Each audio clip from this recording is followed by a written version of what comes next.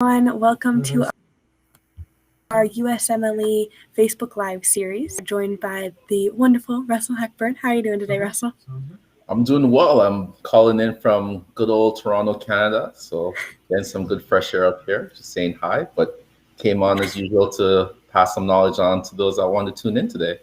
How are you doing?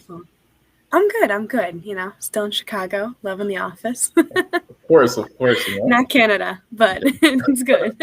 Well, I think it's the same temperature in the office as it is outside here. So, you know, yeah, by your cubicle it is. That's for sure. All right. Okay, let's hop into our question from last week. All right, so we're going to get started. Welcome once again. My name is Dr. Russell Heckburn. I am one of the SGSM counselors here at St. James School of Medicine. This week, we're going to be talking about managing inflammation. So as per usual, I put a nice little comic here to kind of help out, exactly to help us understand what, anti-inflammatory medications does. What they do is they douse the fire of an inflammation. If, joint pain, it gets hot, you have irritation somewhere, take an anti-inflammatory, it will cool it off. The fire goes out. As you can see, this guy, he took an anti-inflammatory and just having a little bit of difficulty getting that fire started. All right, so we'll jump to the question now. So just to read it out. A 67-year-old man comes to the clinic with complaints of pain, redness, and swelling in his right pointy finger for the past day. The pain is 8 out of 10, non-radiated, and increases in pain with use of his hand. Patient has not tried to treat the pain with any over-the-counter medication. His past medical history includes type 2 diabetes, ulcer disease, and hypertension.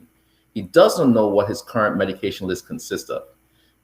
Patient's vital signs are with normal limits. Physical exam shows erythema and tenderness between his second metacarpal and second proximal phalanx. Uric acid levels are normal. Aspiration of the synovial fluid from the affected joint demonstrates monosodium urate crystals. So what is the most appropriate treatment for this patient?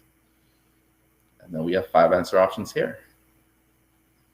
Yeah, if you guys want to comment in the chat section below with what you think the answer would be, that would be wonderful. And then Dr. Russell Heckburn is going to go over, some of the things that really stick out to him when he's first looking at this question. Yep, for sure. So when I'm tackling a question like this, what I want to know is, do I know the answer options? What are they? So we're given here 5 medications. What do they do? So a hint I'm going to give everyone is just what the medication does. So A, B, C, D, and E, they all work differently. So they have different mechanism of actions. Therefore, they can cause different responses, or they can cause the same response. But what we want to know is which one will be best in this situation. So to give you another hint, we can analyze the question a little bit more. So as you can see from the green highlight, I highlighted what the question was, which is the most appropriate treatment. So we need to know what the patient has and which drug fits it best. The highlighted sentence above that says aspiration of synovial fluid. That is that result is very particular to one condition. So if you know the condition, you know what type of medication you should get. But there's another hint we have to take in consideration, which is the highlighted section above it, which is his past medical history. There's something in his history that makes us have to choose one medication over the other, because there's 2 medications in this list, which is another hint, that will be good for this patient, except one of them we can't use because of his past medical history. So I hope there's enough time for everyone to put their answers in and have a good guess. So I'm just going to go and reveal the answer in 3, 2, 1, boom. So the answer here is Celecoxib. And once again, there's 2 answer options. I'm going to tell you aspirin and Celecoxib are the 2 anti-inflammatory medications that would be good to use in this patient. They both work to cut the inflammatory process early.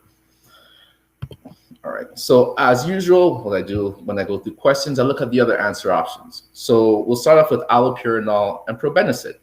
So allopurinol and probenecid, they both work by reducing uric acid levels in the body. Allopurinol works by inhibiting an enzyme, the xanthine oxidase, which that enzyme actually produces uric acid by breaking down purines, and purines comes from our DNA. Probenecid works by increasing, not by increasing, it works by decreasing or stopping reabsorption of uric acid from the tubules. So when the kidneys filter in the blood, all the uric acid goes inside the nephron into the glomerulus and the proximal tubule. And under normal circumstance, a lot of it can get reabsorbed back into the blood from there. But what probenecid does is stops that process. So just to run through one more time, you can see purines, it breaks down to hypoxanthine and then xanthine, and then that becomes uric acid. So if you inhibit the enzyme, you can stop the production of uric acid. Or as you see lower down, you see probenecid. Probenecid inhibits reabsorption, so we're able to excrete the the uric acid better. All right, and what I also put here was the HMP/pentose phosphate shunt. I can go over that again later, but this essentially is showing that glucose, if you have a lot of glucose in your body, it can actually change into a purine that can then be broken down and become uric acid. So high levels of glucose can actually lead to gout. And I just threw that in there, just extra information. I like to share, I like to teach a little bit. All right, so we'll go to the next one. The next two medication. So it's infliximab is next. It inhibits TNF alpha, and TNF alpha is a cytokine. It's an inflammatory cytokine. One known role that it does, it helps the immune complex fight chronic and difficult infections by keeping the body in an awake state or an alarm state so that it's constantly fighting. So tuberculosis, for example, it's very hard for the body to kill and clear tuberculosis. But what it does is macrophages come and it essentially like groups together and like cages in the tuberculosis. And it puts it in a latent phase. And it uses TNF alpha to help maintain it.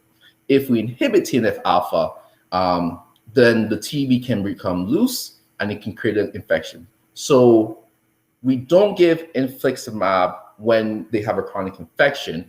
And also infliximab is used once again for like autoimmune inflammatory disorders or for chronic infections. Gout, acute gout, which was the situation here, that doesn't fall in that category. It's an acute inflammatory process. Infliximab more so chronic and long processes. So infliximab won't work. And aspirin, the last one, it was between aspirin and Celecoxib, but aspirin irreversibly blocks cyclooxygenase 1 and 2.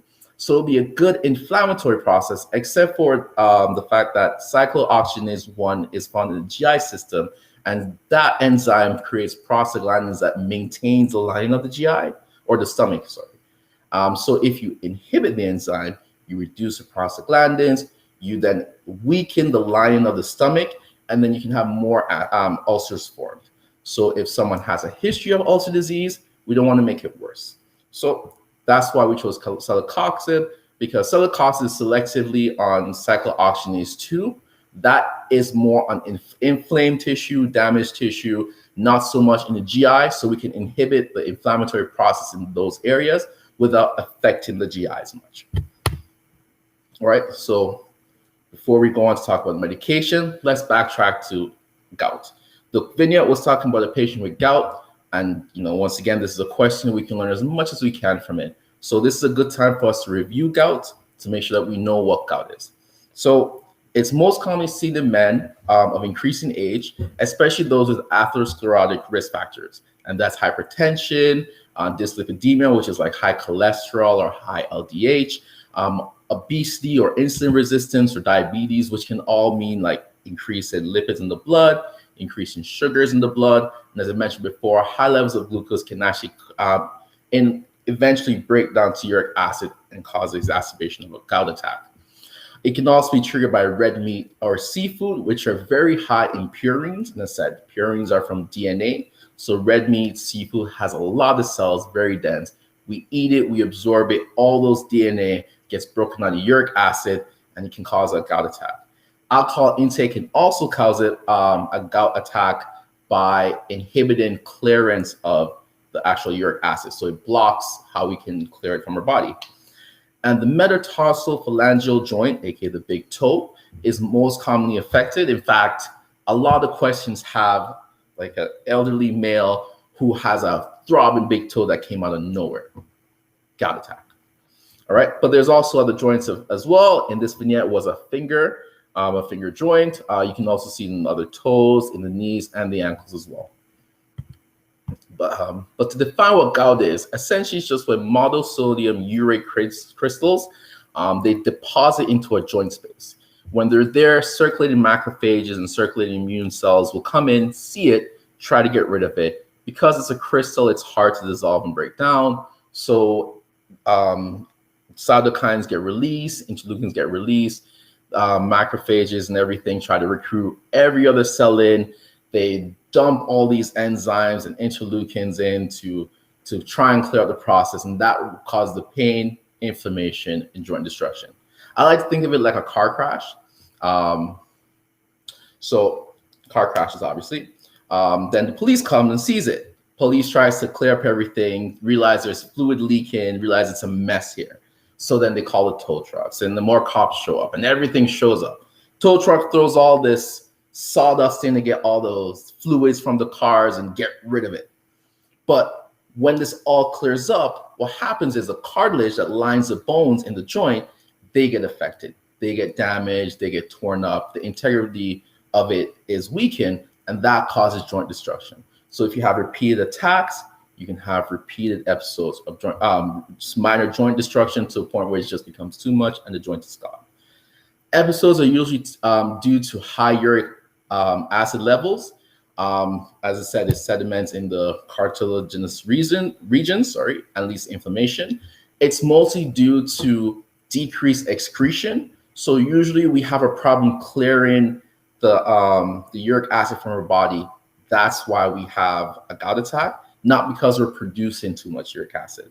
So the enzyme inhibitor may help us, but it might be a situation where we need to hydrate the person, make sure their renal function is adequate. If you want, give them something that will help improve clearance of uric acid. So in theory, I guess probenecid would be a little bit more effective than allopurinol if it was an excretion problem. All right, so let's just go a little bit over exactly how uric acid is made. Just going to double back. So the HMP shunt, as mentioned before, it can create ribose 5-phosphate. Now, at the very top, you will see here, ribose 5-phosphate becomes IMP, which is also considered purine, which then breaks down to hypoxanthine. On the left and right, you see GMP and AMP. Those are both nucleotides, and those come from purines. The body tries its very hardest to recycle it as much, so we don't have to constantly find more ingredients to make more DNA. So it really recycles it. And you can see there as well, around Leach-Nyhan syndrome, where the HGPRT enzyme is, that enzyme is very big in recycling guanine so that it can go back to GMP and be reused in more. So if you have a disease like Leach-Nyhan syndrome, that enzyme doesn't work, you can't recycle it, it then breaks down, becomes uric acid. Also, if you have high levels of PRPP, which is also one of the substrates made in the HMP shunt, high levels of that can promote more recycling. But if you have so much PRPP but nothing to recycle with, it can become IMP, and then that then becomes xanthine, and then that becomes uric acid.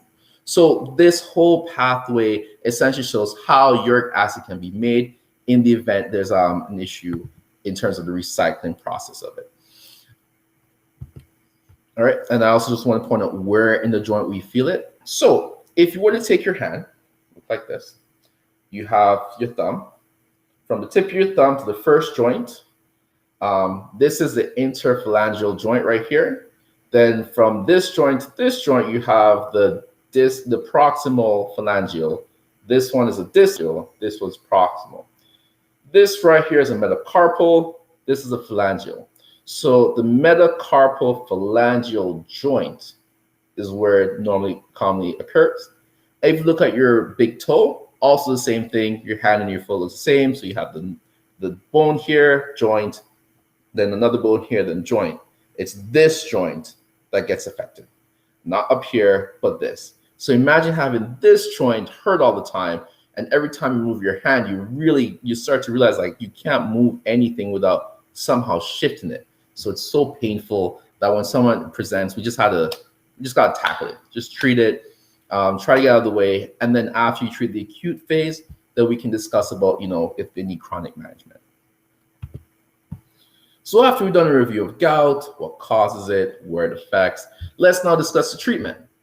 So long way around talking about the anti-inflammatories. I'm sorry, guys, a lot of information, but I just got to teach it. I just can't help it. So the treatment. So in this patient, he had a case of acute gout. There's 3 medications we consider. We consider NSAIDs, which is non-steroid anti-inflammatory drugs. There's indomethacin is one, ibuprofen, aspirin is one, ketorolac. There's a bunch of them. They essentially stop the production of prostaglandins. They inhibit cyclooxygenase 1 and 2, which breaks down arachidonic acid that eventually becomes prostaglandins, prostacyclins, which then contribute to inflammation and the pain. I'll explain the path a little bit more in a second. But we'll talk about the medication quickly, because colchicine, another medication that's used for gout, is normally best within 24 hours of onset. Colchicine works by inhibiting the microtubules in a cell. So every cell is like a bag of fluid with organelles flowing around. And the organelles stay suspended in place because there's an invisible web of microtubules. And everything moves because the microtubules are moving it. So if colchicine comes into play and freezes those microtubules, neutrophils can't go into the joint space because it's frozen, can't move. They can't release the cytokines because the microtubules move the little bags of cytokines inside the cell to the surface so it can spit it out. Like the cells freeze, but the longer you wait, more and more things happen. So if you take it at hour 23, so much has happened that even if you freeze it, so many things already happening. So it's not effective later. It's better at the beginning when not so much has happened. You freeze anything going forward and you deal with what's going on now. Well, that kind of makes sense. And then the last thing is glucocorticoids, which are just glucocorticosteroids. They go in and they essentially inhibit the breakdown of phospholipids to arachidonic acid and arachidonic acid into prostaglandins by 2 mechanisms. But we can only use that temporarily because if you use it too long, it causes a lot of metabolic problems, can cause immune complex problems, can make your immune system weaker, can make you have like a metabolic syndrome. You gain all this weight, you become cushingoid. So glucocorticoids are good for the acute. And we normally use it like if NSAIDs are contraindicatory, or if colchicine is too late for colchicine, then we go lean more towards glucocorticoids. Colchicine, once again, earlier the better, but NSAIDs is really a good thing. And once again, chronic gout, allopurinol, febuxostat, probenecid, we discussed a little bit earlier, just reducing the levels of uric acid going forward. So just to explain the pathway, so the very top, membrane phospholipids, if the membrane is damaged, if you get like a puncture wound, if the integrity of anything is changed, phospholipase A2 comes in and changes the membrane phospholipids, whatever is being expressed, and generates arachidonic acid.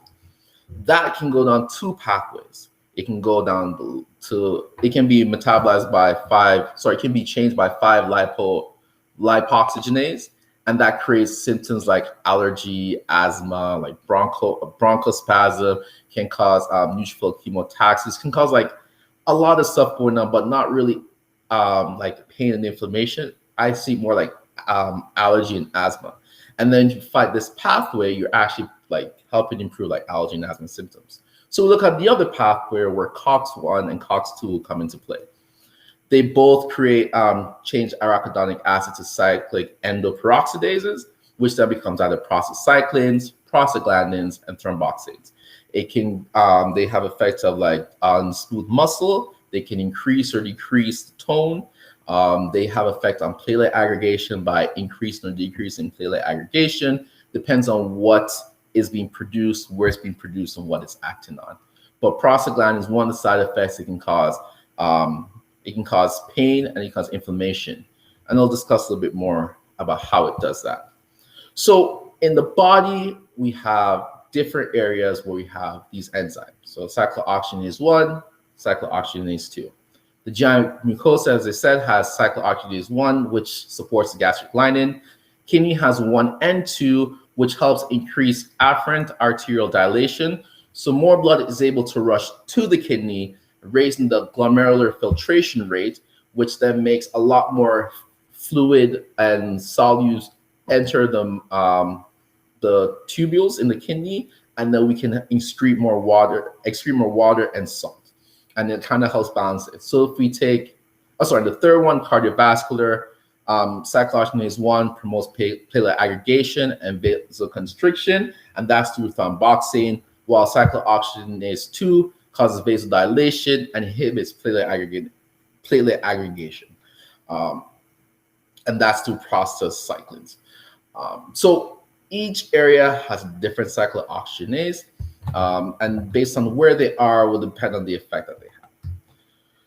But in general, I like to generalize how prostaglandins work. May not be a good strategy, but at least it helps me plan about how I want to use an anti-inflammatory, or if I want to use a prostaglandin analog or a prostaglandin antagonist. So cyclooxygenase 1, prominent in gastric tissue.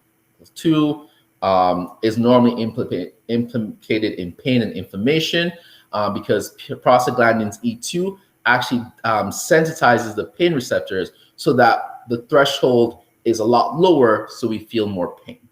And that's how prostaglandins make us feel the pain.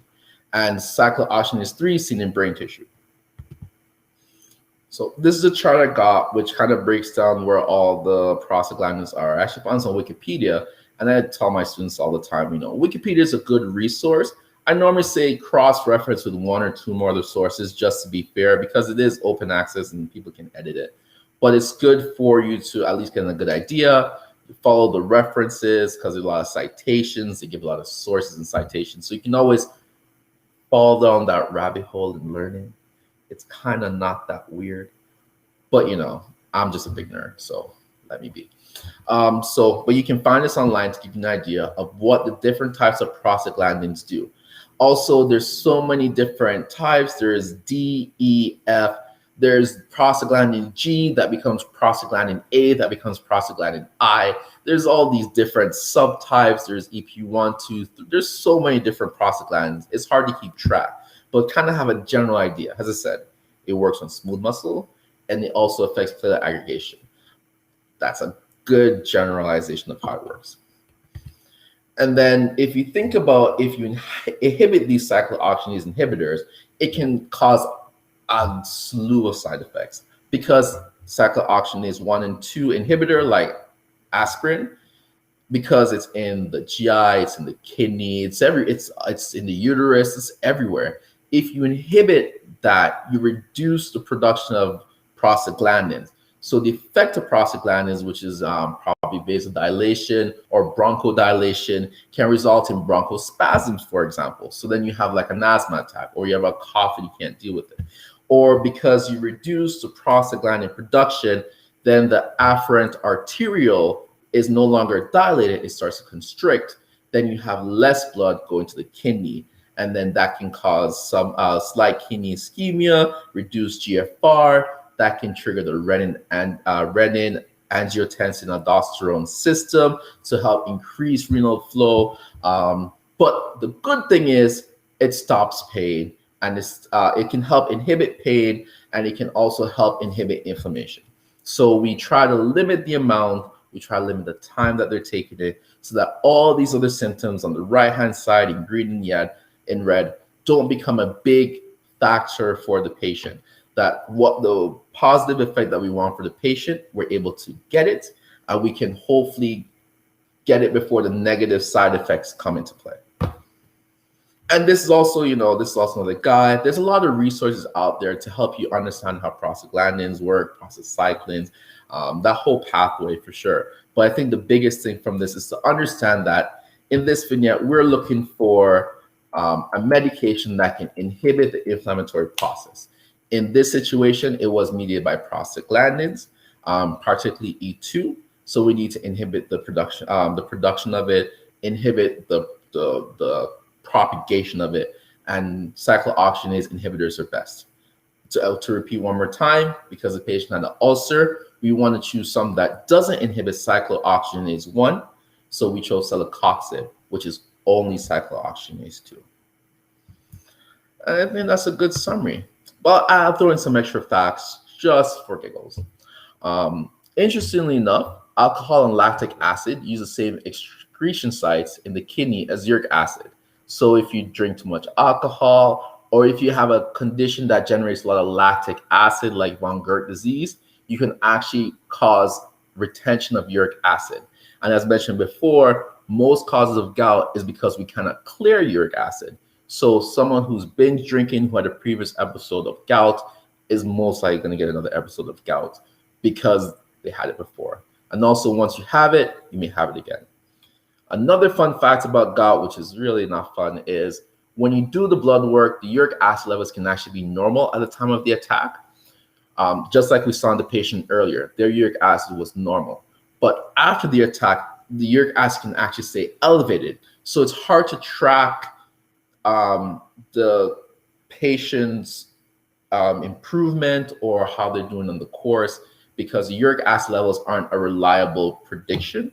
So we go by the patient presentation. Are they feeling pain? Are they responding well to the medication? After episode results, is there any retained pain or any joint effects there? Another fact, Celecoxib is the only COX-2 inhibitor on the market in the US today. To remember that drug, remember it has the word COX in it, Celecoxib, and the B is a second letter in the alphabet. So Celecox, B, COX-2 inhibitor. To go back to the point, there were a lot of other drugs that were COX-2 inhibitors specifically, but they had a lot of problems. So as I mentioned before, one of the side effects of enzyme, cyclooxygenase 2, is that it can cause smooth muscle constriction, so vasoconstriction, and it can cause increased platelet aggregation. So if you give them the other ones will cause vasoconstriction. It can be ischemia to the heart or to the brain, or even to the kidney. If it causes platelet aggregation, which means it makes clots, the clots can go to the brain and cause a stroke or an MI. So because they found high incidence of it, they've removed the others on the market. And even Celecoxib has like a whole warning on it to be, hey, there's a chance of these things happening. So as much as it's a better thing because it doesn't cause stomach ulcers, it still has its risks like every medication. So really the best way is just to try not to get an attack, or try to, keep yourself as healthy as possible. And just two more quick points. Prostaglandins analogs are used in medications today. For example, danoprostone, it's used in labor for its oxytocic properties. So if a woman needs to contract more, we can give a danoprostone, which is naturally made in the body. After delivery has occurred and we want to get the placenta, we can give that for more uterine contractions to reduce bleeding. So using a prostaglandin actually has its benefits, but once again, we have to understand that, there's two sides to the coin. And the last thing to note is that Tylenol is actually good for pain relief, but not if it's inflammatory pain relief. The way how Tylenol works, it works on brain centers. So the center for pain, center for temperature. What it does, it raises the threshold for pain. So if you needed one punch to feel pain, then it makes that you need 10 punches to feel pain. And then it decreases body temperature from the inside. So it goes down, just turns down the thermometer so you cool down. And I think that's about it for today for anti-inflammatory medication. So I hope it was good and informative. I tried to throw in a lot of points, a lot of connections in to help, everyone kind of get a big round picture of it. But I hope that's good. That was great. Thank you so much for such a great presentation. You covered a lot of great points, and I think you did a great job. I'm sorry. I know it was a lot. It really was, and I tried. Gout's such an interesting topic. It's a very high-yield topic, something that comes up a lot. It's a type of arthritis which is questioned a lot. Knowing the cause of it, how to treat it, the medications that come into play. There's a lot to it than just uric acid. Like it's more than that. Sodium binds to uric acid, becomes monosodium urate. It's more. So I gotta give it more, You do. You did a great job. Yeah. Well, thank you for everyone who we had a little comment. Thank you. Thank you for everyone who joined today. We really appreciated it. We will be back on next Thursday with a new question on our social media channels, and then we will be back that following Thursday with one of our other USMLE counselors to kind of go through these questions again. So we hope you have a great day and a great rest of your week and weekend. Bye, everyone. Thank you for having me, and have a good week.